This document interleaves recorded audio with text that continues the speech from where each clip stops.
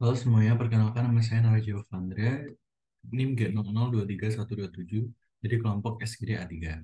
Kali ini saya akan membahas mengenai beberapa topik yang berkaitan dengan anatomi. Yang pertama adalah mengenai six packs yang ada di perut. Sebenarnya apa itu six packs? Untuk mengenal lebih lanjut, pertama-tama saya akan membahas mengenai lapisan dinding abdomen yang dibagi menjadi dua, yaitu yang ada di anterior dan lateral, anterolateral, dan yang ada di posterior.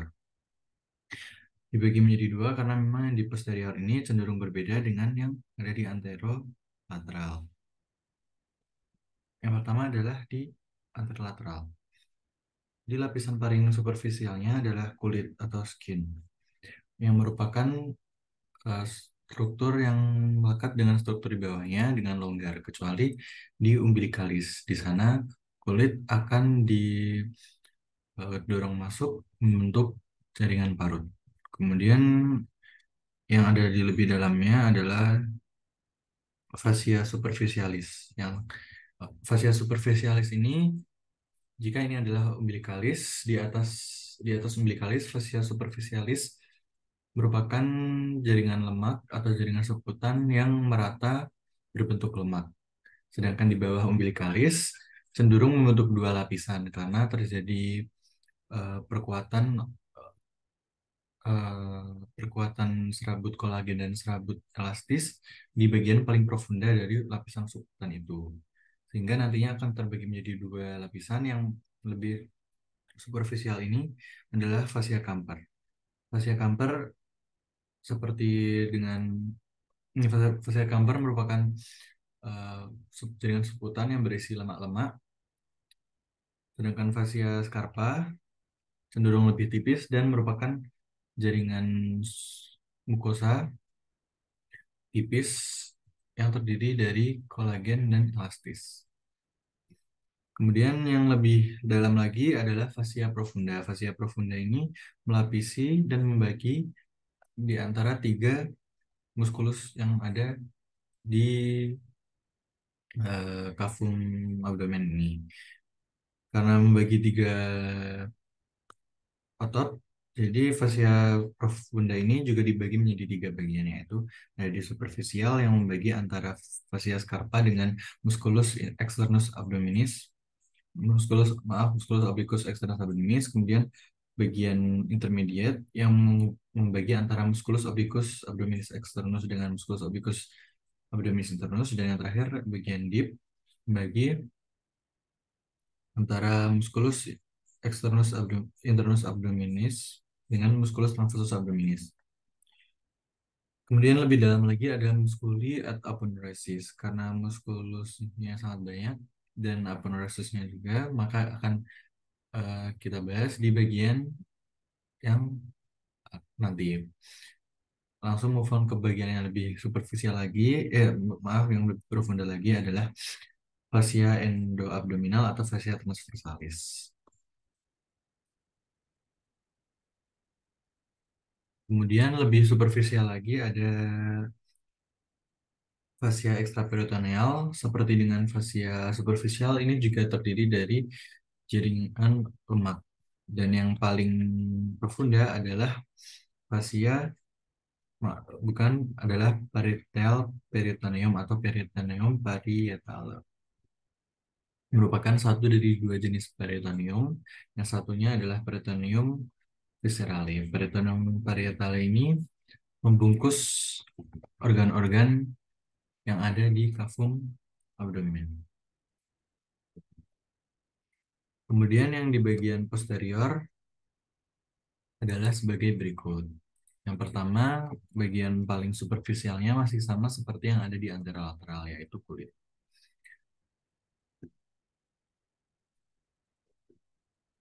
Kemudian masuk lebih dalam lagi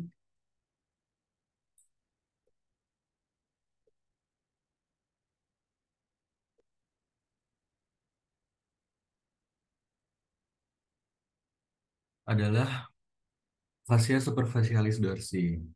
Kemudian makin makin profunda lagi ada musculus musculus.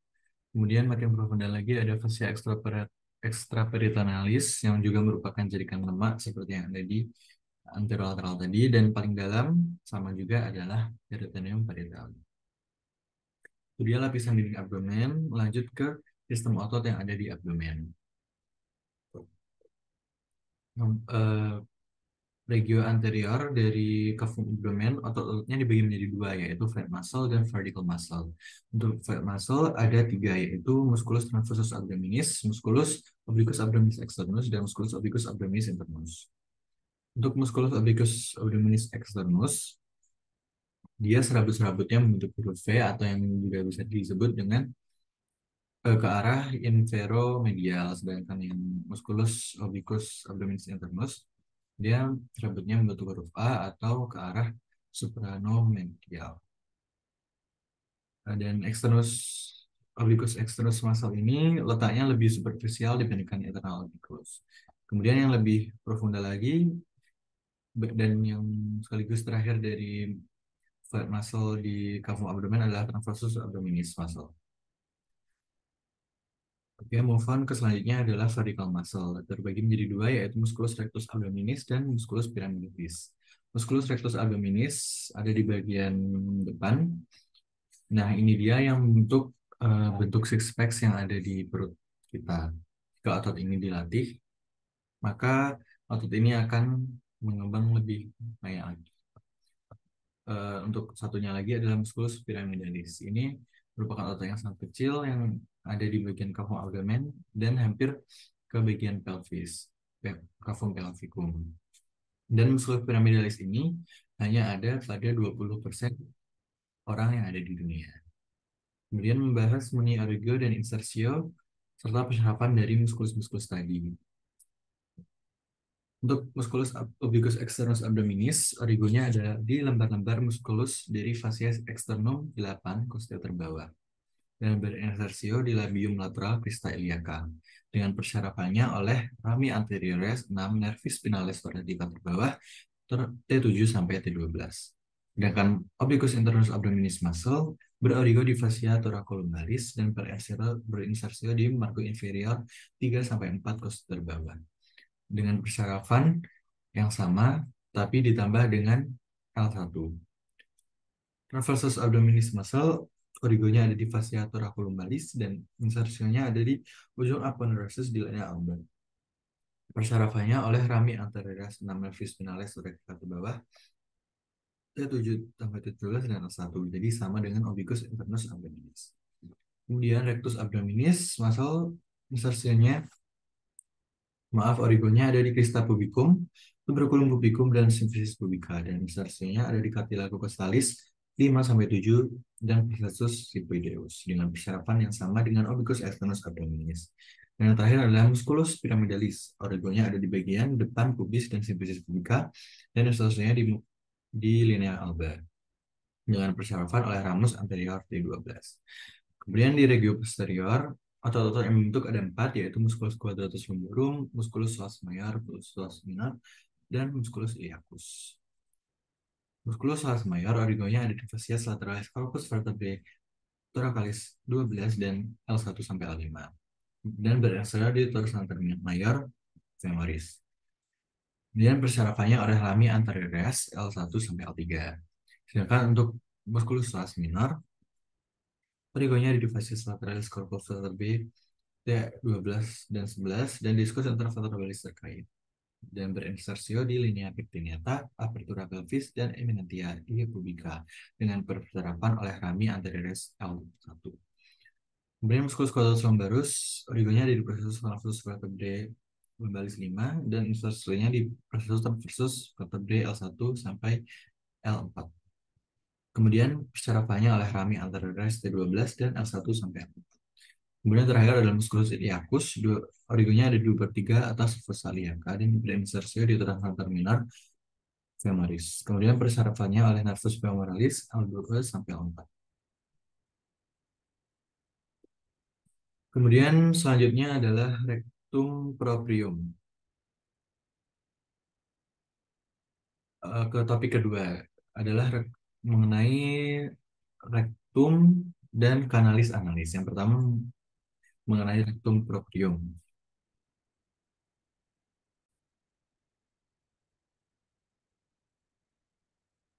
Mengenai rectum proprium, di bagian luarnya ada dua flexura, yaitu flexura sacralis yang ada di sini, dan satu lagi ada flexura yang ada di sini. Flexura-flexura ini membentuk rectum proprium menjadi seperti huruf S. Kemudian selanjutnya ada yang di bagian dalamnya. Yang pertama adalah katup Houston. Katup Houston ini terdiri dari deca transversalis recti, deca transversalis yang superior, deca transversalis recti media, dan deca transversalis recti inferior. Plika-plika ini fungsinya agar feses tidak cepat untuk turun ke kanalis analis, hingga ditahan dulu di area rectum proprium. Kemudian di sini juga ada linea anorectalis. Kemudian ini merupakan linea pectinata. Ini adalah sinus analis. Dan ini adalah columnae analis. Itu dia bangunan-bangunan penting yang ada di rectum proprium. Kemudian lanjut ke kanalis analis. Di kanalis analis ini terbagi menjadi beberapa zona. Yang pertama adalah zona columnaris, ada di sini. Kedua adalah zona yang ada di sini, yaitu zona pecten analis. Dan terakhir adalah zona kutanea. Yang membatasi adalah linea pequinata. Ini membatasi dari zona columnaris dan zona pecten analis. Dan linea anocutanea yang membatasi pecten analis dengan zona kutanea. Kemudian bangunan-bangunan penting yang ada di sini seperti vulva analis yang ada di sini. Kemudian ada kolumna analis dan kolumna analis. Maaf, dan sinus analis. Kemudian muskuli dari kanal analis sendiri ada beberapa. Pertama adalah musculus sphincter ani atanus. Ada 3 pars, yaitu untuk pars profundanya, pars superficialis, dan pars subcutanea. Kemudian ada musculus carrugator ani, musculus sphincter ani externus, dan musculus carrugator cutis ani. Kemudian membahas mengenai neurovaskularisasi bagian rectum, ya, rectum proprium dan kanalis annulus. Kanalis annulus. Yang pertama mengenai arteria ini. Yang pertama ada arteri rectalis superior yang berasal dari arteri mesenterica inferior. Ini adalah mesenterica inferior, kemudian menuju arteri rectalis superior. Kemudian arteri rectalis media, dia dari arteri iliaca interna. Dan arteri rectalis inferior, arteri inferior berasal dari arteri pudenda interna interna. Kemudian ada miskonsepsi mengenai arteri ini, yaitu bahwa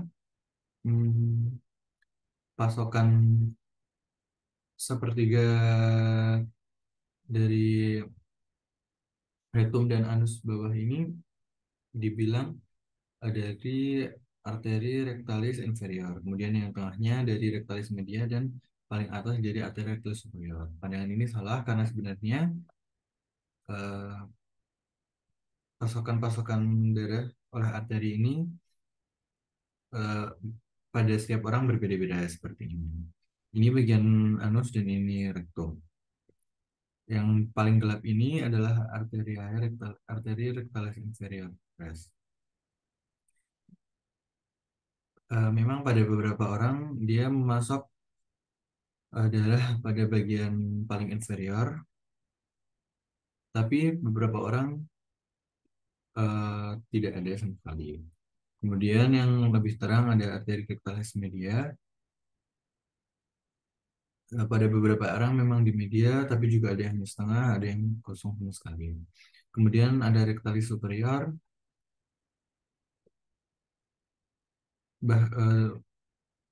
menandakan bahwa persepsi tadi salah karena dapat dilihat dari rectalis superior ini juga vaskularisasi di bagian paling inferior di sini.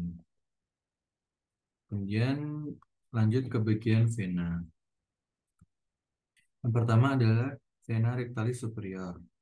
Vena rectalis superior ini nantinya akan bermuara di vena mesenterika inferior dan menuju vena porta hepatis. Kemudian vena rectalis media ini akan menuju vena iliaca communis, dan yang terakhir adalah vena rectalis inferior.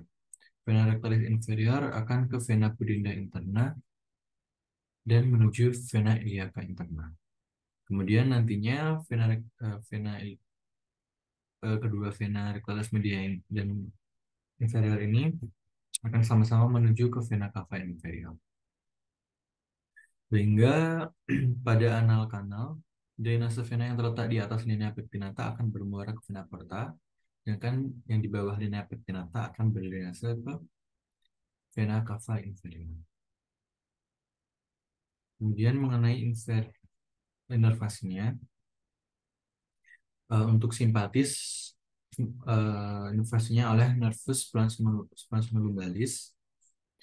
Kemudian untuk parasimpatis oleh nervus transnici pelvici, dan untuk di rektum bagian kaudalnya mendapatkan inovasi dari cabang plexus sacralis yang disebut dengan nervus pudendus.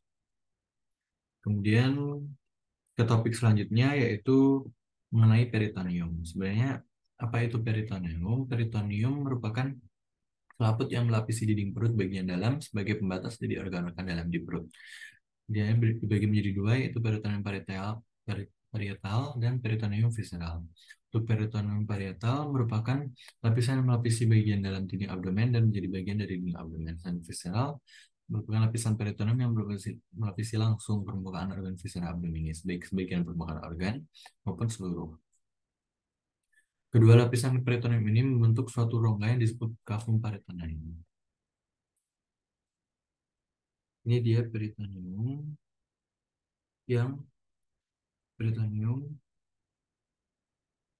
parietal, dan ini peritoneum visceral. Kemudian organ-organ intraperitoneum dan retroperitoneum. Organ intraperitoneal adalah organ-organ yang berada di dalam kavitas peritonealis, dan seluruh permukaan dari organ intraperitoneal ini dilapisi oleh peritoneum. Contohnya adalah hepar, gaster, lien. Kemudian ada juga duodenum pars superior, jejunum ethmoeum, appendix flaviformis, colon transversum, colon sigmoideum, dan juga pankreas. Sedangkan retroperitoneal merupakan organ yang berada di luar kavitas peritonealis. Organ yang dilapisi oleh peritoneum hanya yang di permukaan anteriornya saja atau tidak di seluruh permukaannya.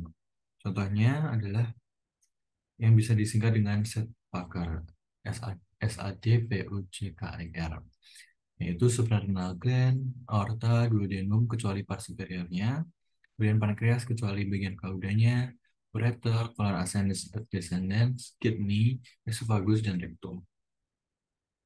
Kemudian mengenai duplicator peritoneum. Apa itu duplicator peritoneum? Duplicator peritoneum merupakan peritoneum ganda, dua atau lebih. Untuk yang dua peritoneum ini membentuk mesenterium dan omentum minus, sedangkan yang peritoneum yang 4 lapis membentuk omentum maius. Membahas mengenai Rubicator peritoneum ini dibagi menjadi tiga seperti yang saya bilang tadi, yaitu mesenterium, momentum maius, dan momentum minus. Untuk mesenterium ini merupakan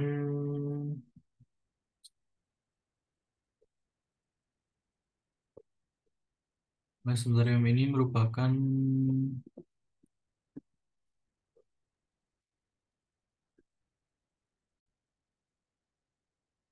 mesenterium ini merupakan lipatan ganda peritoneum yang luas dan berbentuk kipas yang menghubungkan jejunum dan ileum dengan dinding posterior abdomen. Di kolon oleh mesokolon, di intestinum tenea oleh mesenterium, dan di appendix oleh mesoappendix atau mesenterium. Kemudian ke selanjutnya yaitu omentum maius. Omentum maius membentang dari gaster dan proximal duodenum yang melekatkan ke viscera intraperitoneal. Itu omentum. Oke, momentum maius ini disusun oleh 4 ligamentum, yaitu ligamentum gastrophrenica, ligamentum gastrosplenica, ligamentum gastrocollica, dan ligamentum splenorenal. Dengan untuk momentum minus tersusun dari ligamentum hepatogastricum dan ligamentum hepatoduodenal.